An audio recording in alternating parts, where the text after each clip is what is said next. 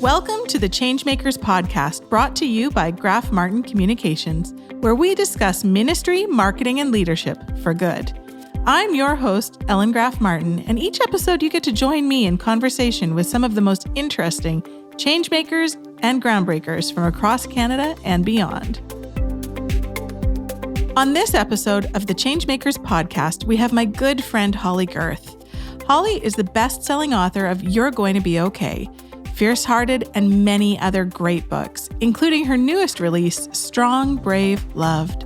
You can learn more about Holley and check out some of her books by visiting the show notes. Today, I'm going to be talking with Holley about founding the groundbreaking women's blog platform, Encourage, the importance of being a proactive leader rather than a reactive leader, and what it's like to be in leadership and ministry when you're an introvert. I know some of you need to hear that. It's a great conversation, and I'm so glad you get to listen in. Let's jump in.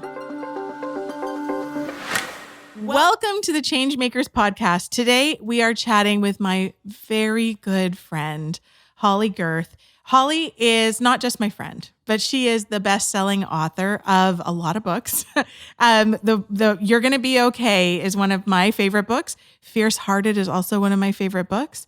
And her newest release, just released in the fall of 2019, is Strong, Brave, and Loved. You can learn more about Holley and check out her books by checking out the show notes. We're going to have more information there. And we're going to be talking to Holley today about a lot of things.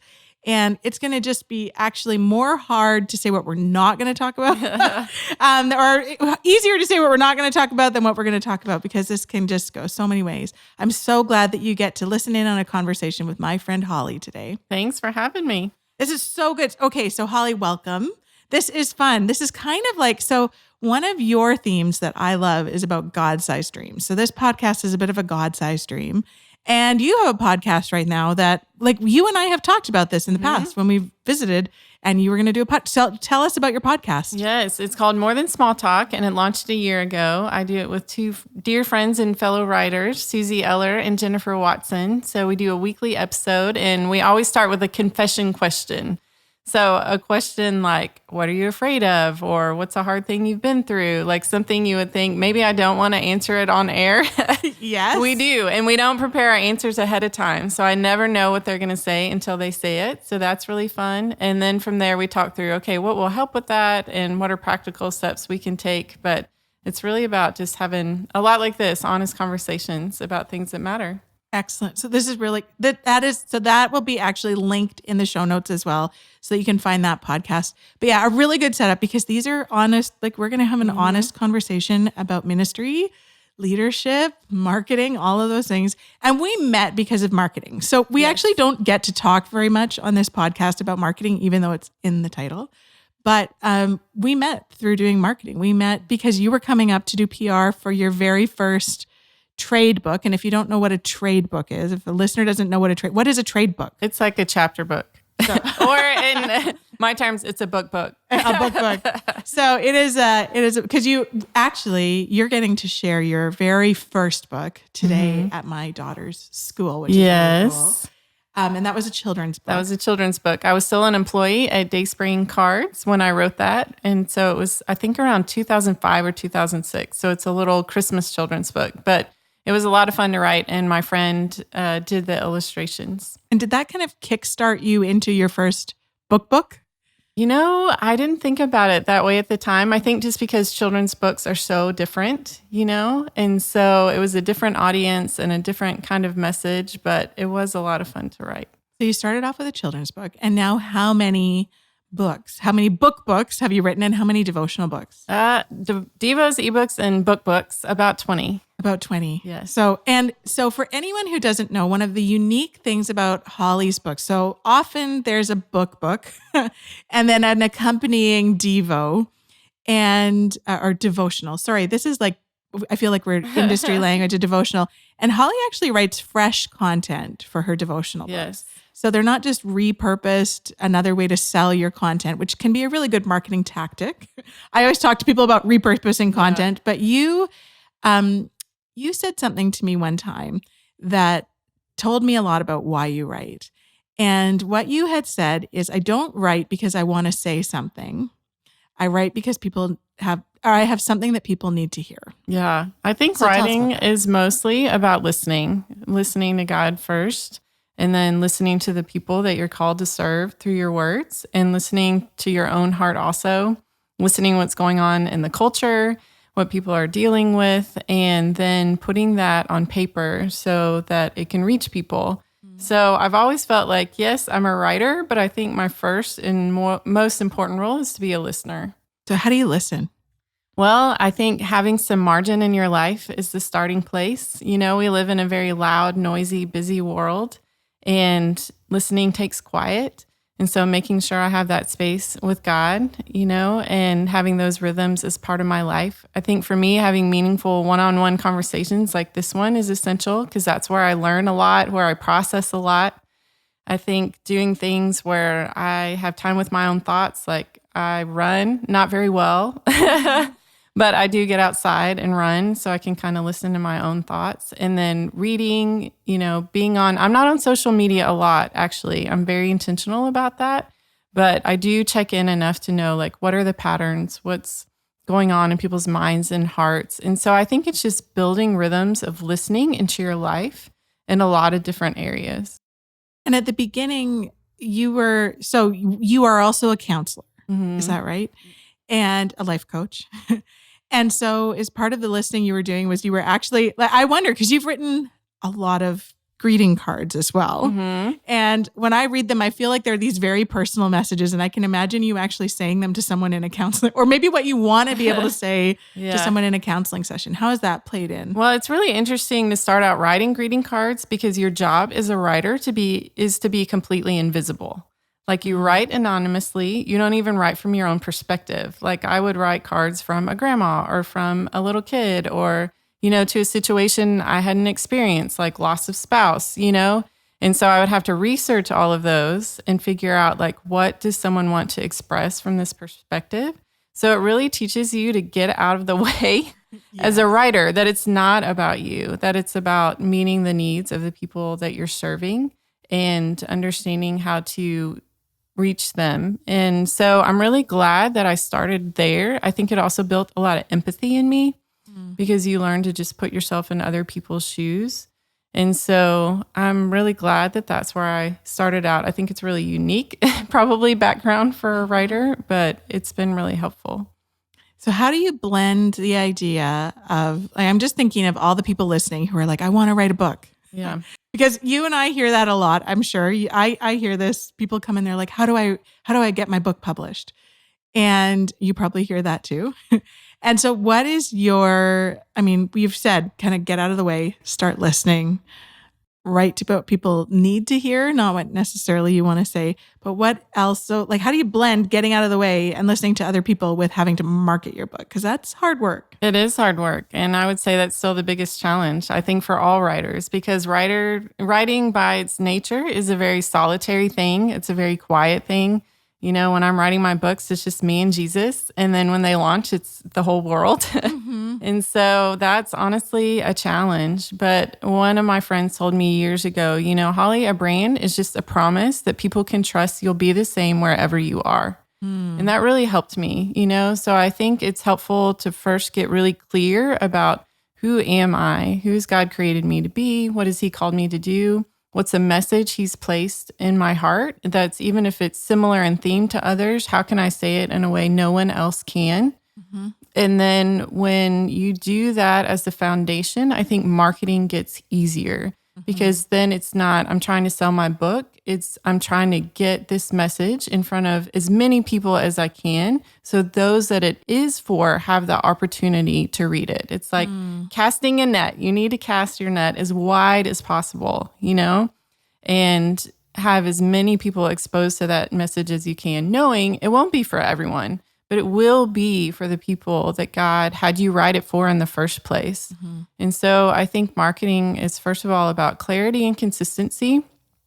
I think a lot of people think that marketing is one and done, you know, do the latest thing. And I think it's market a book for forever. Yeah. Like, you know, You're Already Amazing came out in 2012, and I'm still sometimes talking about that book. And I think that faithfulness and consistency and doing small, boring things every day is probably the biggest part of marketing for me. And I think I know the answer to this. Which is harder, writing the book or marketing the Marketing the book. Okay, you didn't even think. Yeah. It is harder. And Much harder. And I'm so grateful we met through that. It was actually your first time going to be on Huntley Street, 100 Huntley Street in Canada. And so you and I got to meet that way.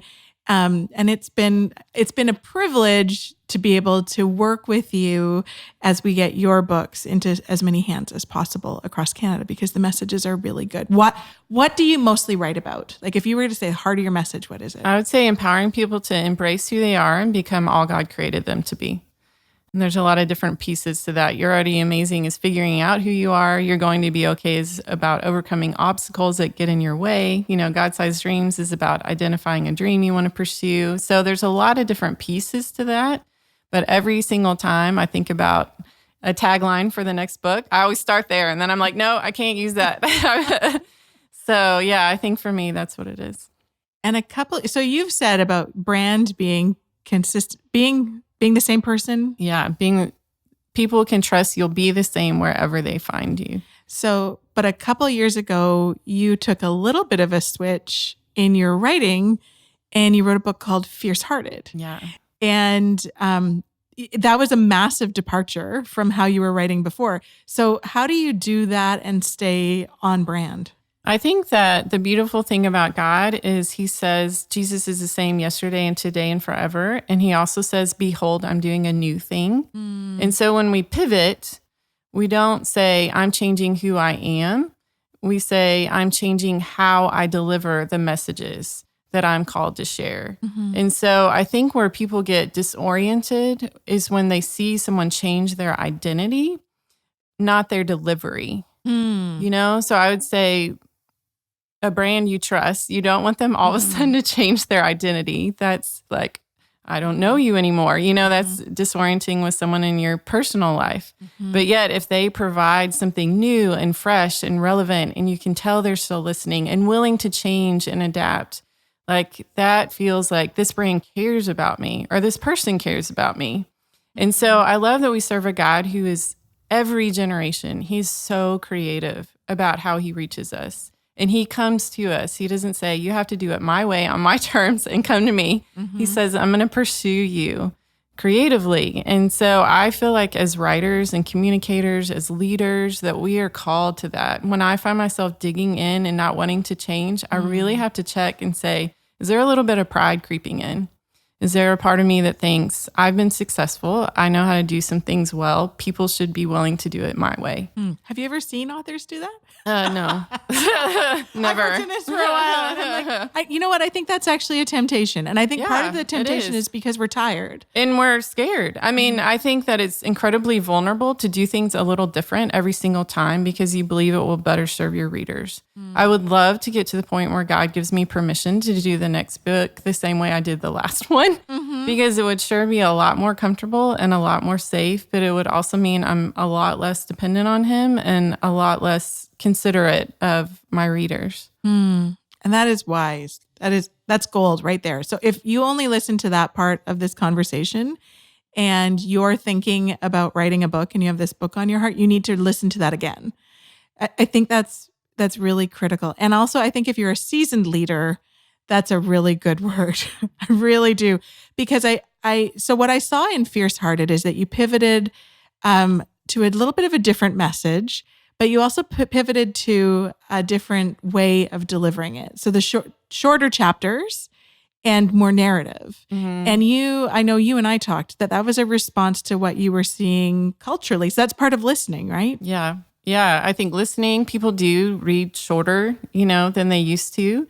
And I think we need to be okay with that as long as we can still communicate what we need to clearly, it doesn't matter the length or the format or all the, the hows don't really matter. It's the what and the why, that as long as that's there, like, let's be endlessly creative and innovative, and how we reach people. And also I did use I a lot more in that book than I ever had before. And it's because I had a long relationship with my readers and it felt like my turn to talk in the conversation.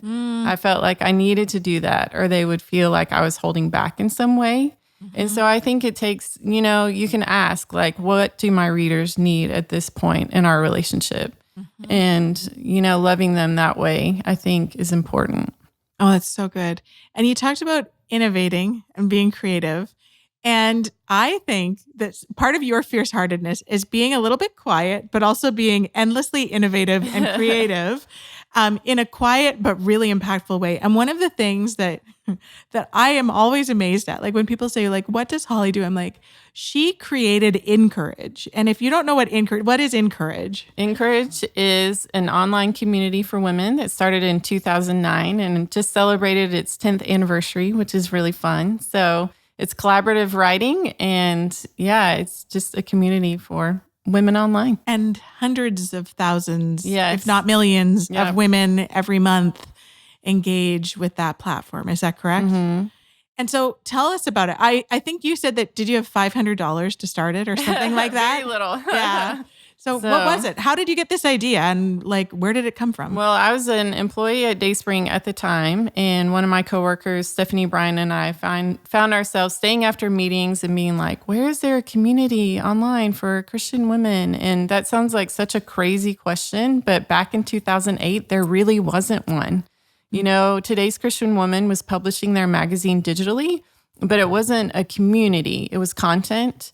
And so we approached DaySpring and said, hey, we think there's a need for this. And I think they probably thought we were a little crazy because it was, back when everyone thought bloggers were crazy. Like, what? You're sharing your personal life on the internet and, those days. But people called it navel gazing. Yeah. Like blogging was navel gazing. Thankfully, they let us move forward. And so we launched with a team of 30 writers that include a lot of people. Like who? Like Ann Voss Camp, Annie F. Downs, Emily P. Freeman. Ann Voss Camp was writing curriculum before that. Is that right? Yes, like I believe so. It was pre-1000 gifts, all the things. So, and we just started out that way, just contributing to the site. And now they have guest posts, there's Bibles, there's books and products, and they're about to rebrand. I got to see what the leadership is doing next last week, and it's extraordinary. They're doing what I just talked about, saying, okay, at this stage of Encourage's life, what does it take to keep reaching people? And so I still write for them. I'm still engaged. I'm the mama or the grandma or something. Yes. But it's really fun, too, to see a whole new generation of leaders taking it to another place. So for a lot of people, they would launch something like that. It's successful. You can make good money doing this. You could have said, I want to take this brand, and you and Stephanie could have said, we are going to take this brand. We're going to blow this thing out of the water. We're going to make a lot of money on it. And this is our way forward. But you actually stepped out of it and released it. Yeah. That is a very fierce-hearted choice. So why did you step out of it? Yeah, I just felt like it was never mine in the first place. I think nothing we do is ours. They're assignments and resources that are entrusted to us by God for a season. And that means that we open our hands to have those given to us, but it also means we open our hands to let them go. And he says, open your hands and let me take care of this. And so I felt called to step away from DaySpring as an employee to start writing books. And that felt crazy to me because I thought I'd be there my entire career. I love it. I still love DaySpring and write for them on a contract basis. And so that was a hard, scary, season. But I knew that I was supposed to do that. And Stephanie started feeling the same way at the same time, unbeknownst to each other. We were scared to tell each other, I think I'm supposed to leave. So, but God just orchestrated everything. We needed someone new to manage it. And so we'd been praying about it. And one morning, I felt like God put this specific person's name on my heart, Lisa Jo Baker. And she was a contributor at the time. And I went to work and I told Steph, Lisa Jo is the person who's supposed to take this. She was like, yes, that's it. So that day, Lisa Jo sends us an email out of the blue and says, I don't know why I feel called to quit my job. If you ever need help with Encourage, please let me know. Like, seriously. That's so crazy. So I forwarded it to Stephanie and then replied and said, send your resume. Like, God was so gracious to make it like abundantly clear. And that's not normal. I can't point to lots of times. Usually I'm like, I have no idea what you're doing, God, but I'm just going to keep taking one more step. But in that particular situation, he was so kind to say, I've got this covered. And then my last day as an employee was on a Friday. in the following Monday, Revell, my publisher now, offered me a 3-book contract. And we've been publishing together for 10 years. So how all that just worked out, I think he was kind to give me some really big training wheels on that one, because it was very hard and scary. And I went through months of like, am I crazy? Like, this makes no sense at all. And what's going to happen? And then it worked out. For some people listening, they might say like that was a terrible business decision, but it's not like you're without business savvy. Your grandparents owned a Christian bookstore for many years. And so you grew up in that. Your husband is entrepreneurial. You are entrepreneurial. It's not like you were doing a thing that was unwise. You were doing what God was calling you into. Is that fair to say? Because there are some people who would, you are not an impulsive person. Is that fair to say? At all. The whole process of getting to that point took about 3 years.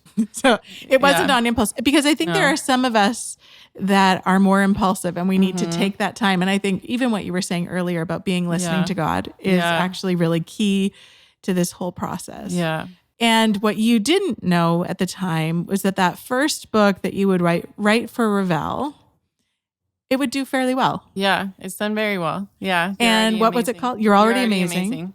And is it still like the top selling book, or? I think What Your Heart Needs for the Hard Days, one of my devotionals, is a little bit past it now, but it's definitely number 1 or 2. So. And it still sells. Yeah, it still sells. So you did what you were supposed to do, but you had no idea at the time. That's a risk. And I did end up doing contract work for DaySpring and still do. So I think a lot of times as leaders, we think I have to stop and start things. Like we picture this timeline in our minds with a lot of vertical lines through it, stops and starts. Mm-hmm. So I realized the other day, like, that's not really how you build a career over time. Like if you imagine one thing, like DaySpring for me would look like a first step. Mm-hmm. And then picture a line going all the way across the page with an arrow on it. So that step continues. But then once you're at the point where you have mastered what you need in that step, where you have sustainable resources, like you can handle it from a time and energy perspective, and you have stable partnerships, you are ready to build the next step onto that. So for me, the next step was encourage and blogging and social media. And the next step beyond that, once I got a handle on that, was books. And then the next step now is podcast. And then I'm launching a new book that will open new doors. And so I'll be adding another step. So all of those first things continue. They take less of my time and energy. Like Encourage and DaySpring used to take 40 hours a week. They don't take that anymore, which opens up margin for other things. But I think a lot of times we limit ourselves by saying, it's all or nothing. I have to either do this or not. I have to move on or stay, when it's really like, no, grow something to a sustainable point and then build on it, And I think that takes a lot of time and patience and faithfulness. But long term, it has allowed us to do, both of us, Mark and I, to do far more than we could have if we had followed the traditional path of, I'm just going to be employee. I'm going to do one thing in one season. I'm going to have a lot of starts and stops in my life. So, and I have seen that principle. I mean, we wouldn't be doing this podcast today. Yes, you've totally done the same thing. It's the same thing. And I think one of the neat things for you and I, and one of the reasons why we clicked, is that we both kind of grew up in this sector. I don't want to say industry, but it kind of is. But in this sector, we really grew up in it. And so, and the unique thing is we grew up in it and we've stayed in it. Yeah. Because it can be a bit scary. And this sector of ministry and books and marketing and all of this and communication, it's not just books, it's communicating, has changed dramatically. And continues to. Yeah. And it's hard to keep up. It would be easier sometimes to step out. Yeah. So what keeps you doing this? The first thing that made me want to do it when I was 5 years old, in my grandparents' bookstore, is that I just love the power of words to create transformation in people's lives. When someone has a transformative aha moment that they can look back and say, my life was never the same after that. It changed my thinking in a way that changed my life. I think that's so powerful. And that's what books were for me, growing up. I didn't read like the normal kid books. I read Kevin Lehman's birth order book in 4th grade when I was 9 years old. So and funny. My mom said I did a science project where I took and made my own assessment and gave it to all my friends and determined if they aligned with their birth order characteristics and advanced to regionals and all this stuff. So hilarious. So the power of nonfiction, especially, I mean, I know that story is very powerful too, but for me, being able to write nonfiction that just shifts people's perspectives in powerful ways is still just as compelling as when I started. And I think Marcus Buckingham would say that you're living in your strengths. If you Yeah. were doing that in the 4th grade Yeah, and you're still right? basically doing Yeah. that today, I do what I would do for fun. It's just really nice that I get paid for it. So, which is really Yeah. good. And I think you do it for fun, but you also do it with enormous intentionality. yeah, absolutely. So what does intentionality look like for you with what you do? I know we talk about listening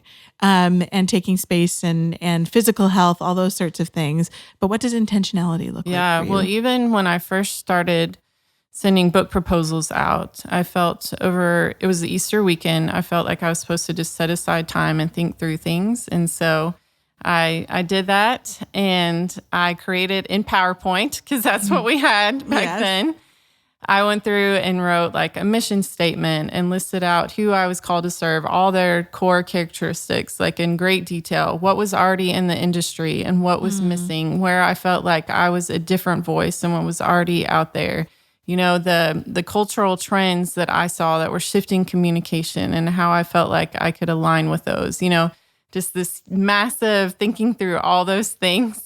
And I thought no one else would ever see it. It was just for me to be really clear about who I was and where I was going. But I sent it to my agent because I'd put some of my stats in it and said, this is just for reference. If it'll make it easier for you to get some of the information you need. And he was like, can I send this to publishers? And I was like, what? Yeah, 'cause what you wrote is a book proposal. If anyone is listening and saying, how do I get published? You write a book proposal that outlines all of those things is exactly what you do. Yeah. But mine was very non-traditional. And so that went to Revell, and the leadership there said that's what was compelling about you, is that you were really clear on how you wanted to move forward and how you were different. And so, yeah, I would say intentional is probably one of the key words of my life. I still once a year, probably more than once a year, probably every 6 months, I sit down and I redo that process. And sometimes there's no change, and sometimes there's a whole lot of change. I just finished doing it again. And so I think if we don't do that hard upfront work as leaders, we will be reactive leaders. Someone else will do that work for you, whether it's your peers or coworkers or the culture or the enemy of your heart. Someone else will tell you who you are and what you're supposed to be doing unless you sit down and do that for yourself. Oh, okay. That's really good. So, and I think that's part of growing up in this industry, is that you and I have seen some of those leaders. Yeah. And you and I have talked a lot about this, about what it takes to be sustainable. Is it sustainable to be a reactive leader with someone else telling you who you are? No. And there have been seasons where I've allowed that. I thought, this person knows more than I do, you know? And so I should listen to them and I should do what they're telling me instead of what aligns with this, you know, work I've put in and what I know to really be true. And I did that in 2015. And by the end of the year, I had traveled 20 times, spoken 20 times. And I was at a conference, and it was the final day on a Sunday morning during worship, and I couldn't stop crying. And I was like, what is the matter with me? And I felt like God was like, go home. And he meant literally get on the plane that afternoon and go home. But I think he was also saying, go home to who you know you are and what I have asked you to do, and stop worrying about all the people who do it differently. That you are adequate, more than adequate for my purpose for your life. You are not adequate for someone else's. You're not built for that. But for what I have for you, you are who you need to be. And so that took a lot of healing. I mean, I exhausted myself. I was physically, emotionally, like I did think for a while, like, I don't know if I can do this anymore, you know? But I came through that season, thankfully. And I think it's just a lesson most of us have to learn, is that, you know, if living reactively will sooner or later push you into burnout. And I think I'm learning that lesson in so many ways, even right now. And I think we keep learning it. Yeah, I think in every absolutely. season, there are new things to push you that way. And so I do think, so I know one of the other things you've said is keeping your tribe around you. And I feel really honored to be part of that tribe and that you've been very intentional about spending time with Dan and I and our family. And we get to spend time with you and Mark and your family. And so how do you build a tribe of people who I guess here's the question, because you can have a tribe of people around you who tell you who you are and who push you to be someone that you're not. And I see a lot of that. Or you can have a tribe of people around you like you have. And so maybe tell us about your tribe and how you've found those people. Yeah. I think one key thing is having people who are not in the industry. You know, my best friend at home is not even on Facebook. She hates social media, you know, and she's been in my life since 2004, like before any of this started. And I know if I walked in tomorrow and said, I'm going to go, you know, sell bubble gum on the street corner, she'd be like, I think that's a terrible idea, but I still love you, you know? Yeah. Like she doesn't care she cares deeply. She reads all my books. She gives them to all her friends. She walks with me through every launch, you know, but at the same time, I know that's not why she loves me, you know? So I have a handful of people like that in my life that just have nothing to do with the industry and the work I'm doing. And I think that's really healthy. And then I think we need people who are peers, so who are at about the same place as we are in what we're doing. I think we need people who are ahead of us a few steps to look to. And I think we need people in our life that we're pouring into also.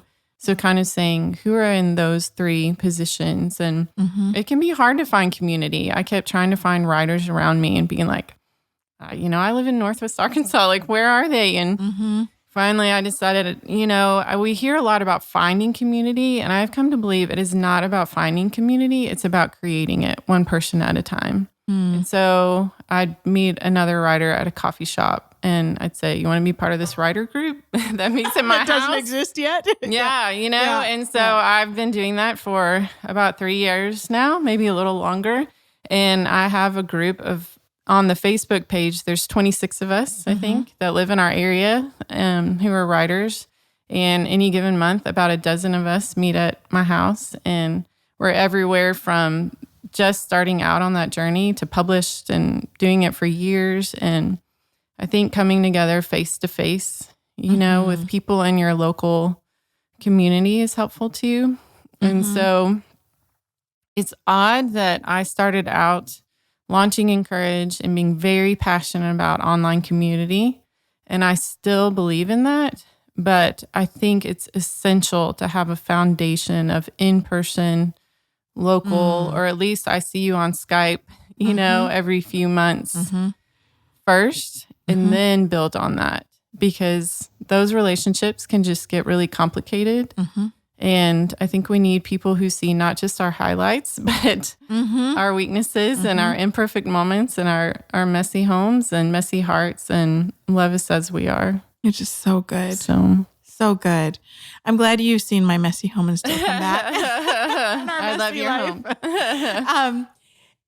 And I think one of the pieces that you've even shared with, we could go a lot of different ways, but I think one of the things, your new direction that you're taking this in. And so you're heading into an area that is kind of unexplored for leaders.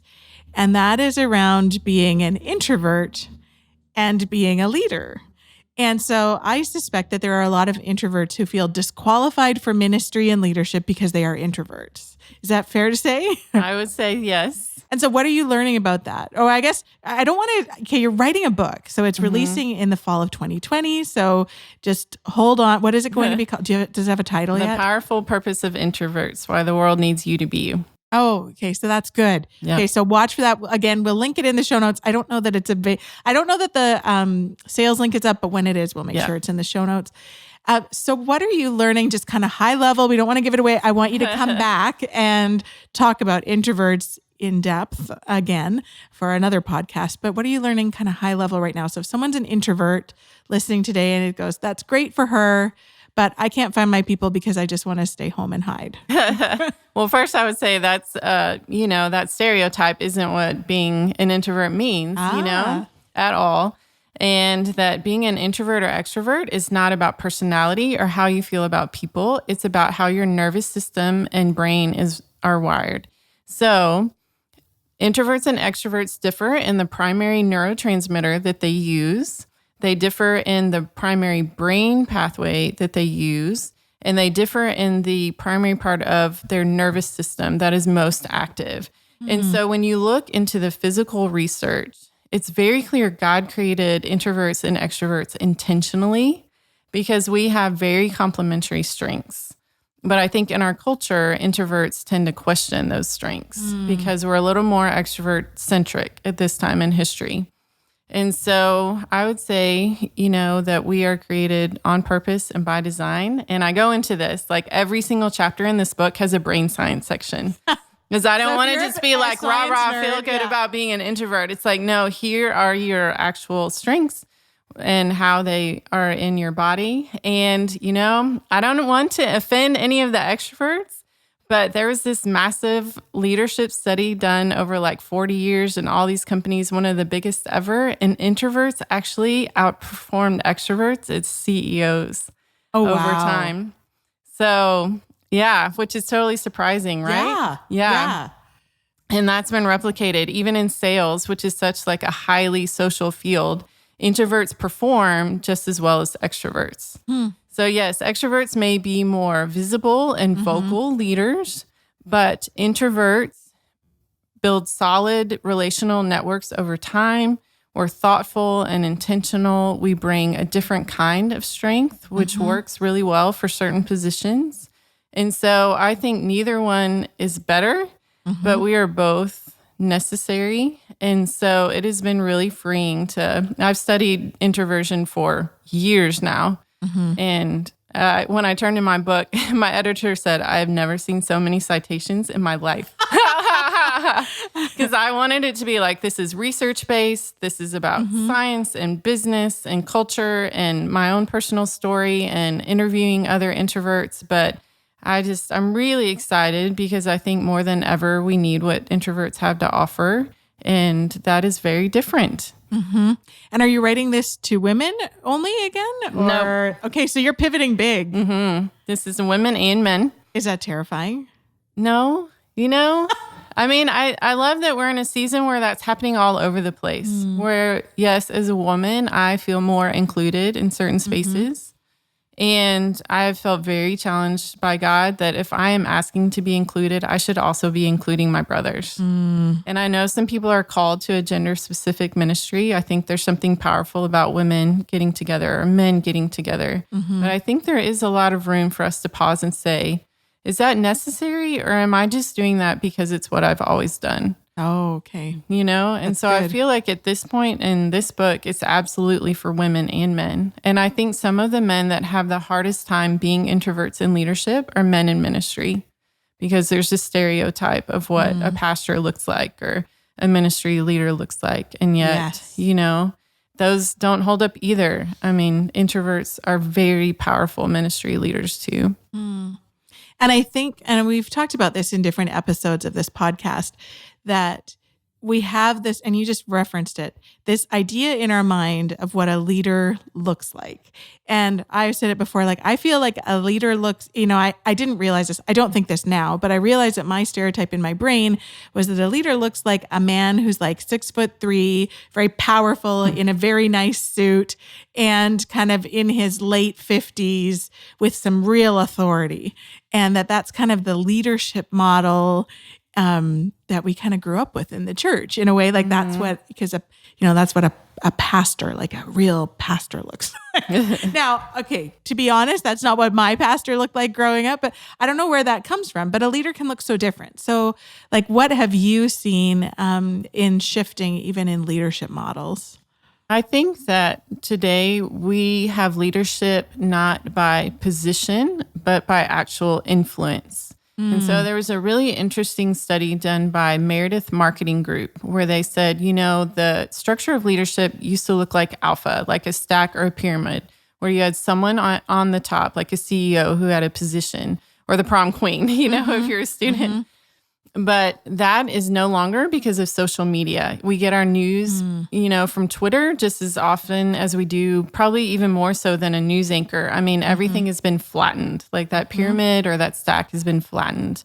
And they said instead, leadership comes from what they call gamma, being a gamma. So you're at the hub of a network of relationships. So if you picture like a web, a gamma is at the center of that web. Like you're absolutely a great example of a gamma. And, anyone can raise their hand and say, I'm willing to build a network of relationships in my life, authentic, real relationships in my life, because I have something that I feel is important to share with the world. I don't need a position. I don't need someone to hand me a microphone. I don't even need permission. I can do it today because I have a voice and a computer and people in my life that I can love on. And so I think that's a tremendous shift, is to say, now there are endless versions of what a leader can look like. There are core characteristics that really matter, like integrity and, being thoughtful in how you treat people. But as far as like a position or a certain stereotype, like that does not exist anymore. And I think that's a really beautiful, powerful thing. Yeah. And I see that. And I see that web. And I think you're right. I didn't think of my leadership. That's a really good model.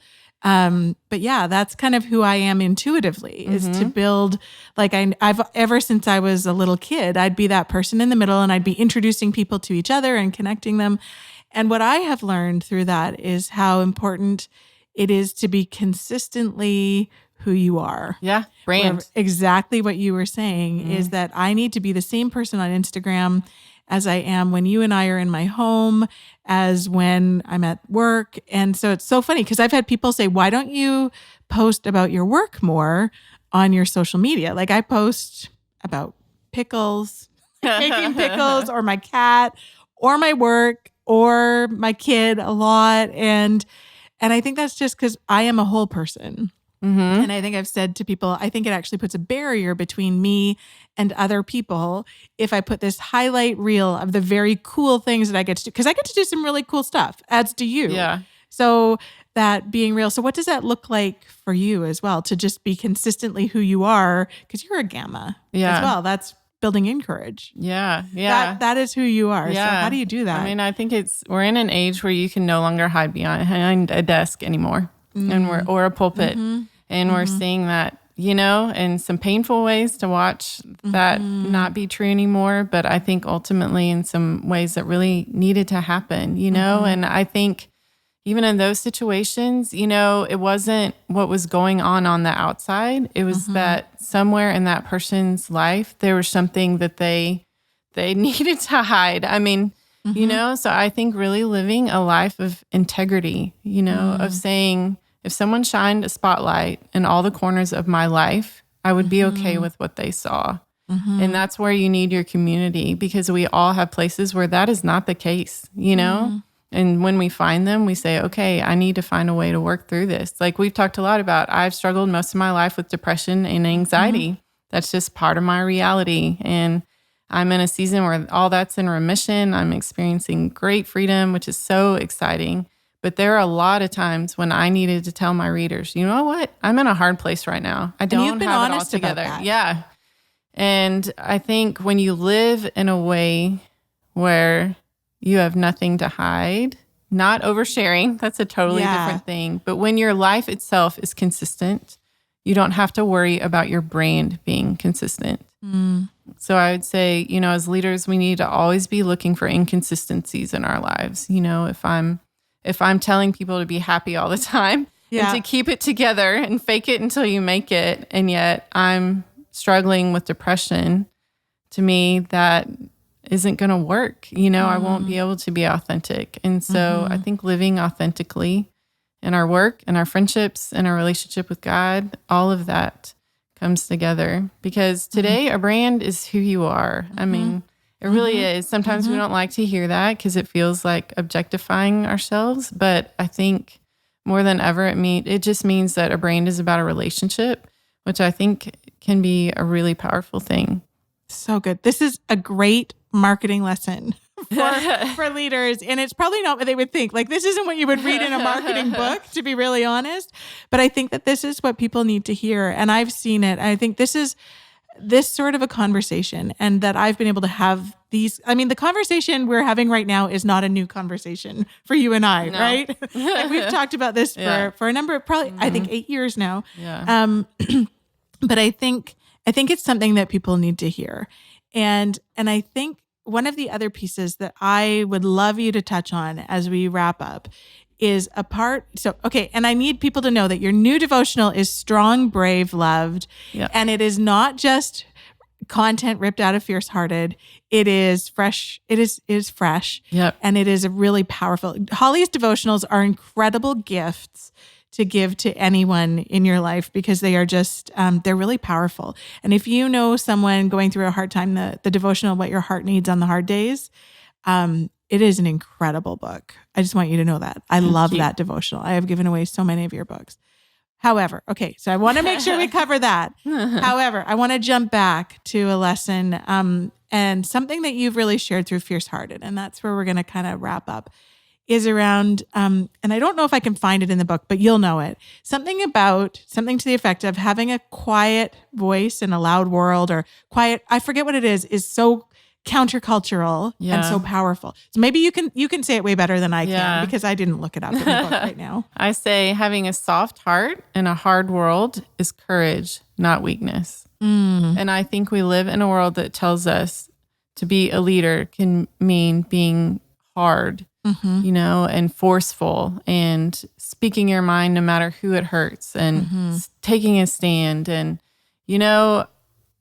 I think that we serve a Savior who modeled strength combined with great tenderness. I think gentleness is strength under control. And we're told throughout Scripture, be gentle at all times. Like, it literally says that. There are no exceptions. It's so hard. Be gentle at all times, you know? Yeah. And I think especially as leaders on social media, we need to be really careful that we don't make being right in our own eyes more important than loving well. I think something that's so compelling about Jesus is that he didn't come to earth to solve issues. He came to earth to transform individuals. And so my filter is, if I'm going to talk about an issue in our world today, I first have to find one person in my real, actual life struggling with that issue and build a relationship with them before I ever speak about it publicly.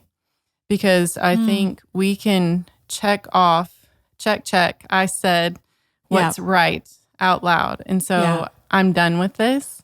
But I think the challenge is for all of us today to start with finding one person to love. And it is so, that is actually a huge challenge. It is. Yeah. That is a challenge, because we live in a culture of shouting. And you and I have talked about this too, that there's so much shouting and so much angry, that loving that one person, wrestling with whatever that issue is, that is countercultural. Yeah.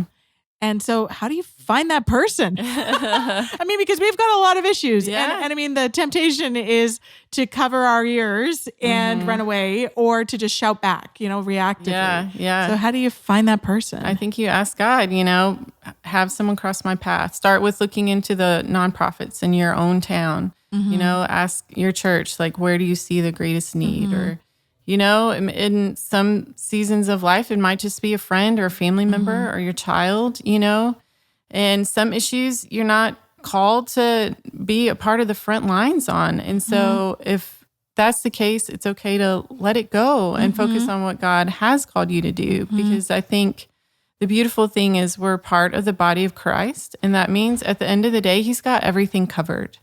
And so I just want people to feel free to not have to comment on everything. Yes. Because we only have so much energy, and to be very intentional and specific about where we put that energy. Because I think every leader listening has a calling and a purpose. And if you're a leader, probably the enemy's not going to be able to, convince you to just jump off the deep end. Yes. But for most of us, he can distract us. Yeah.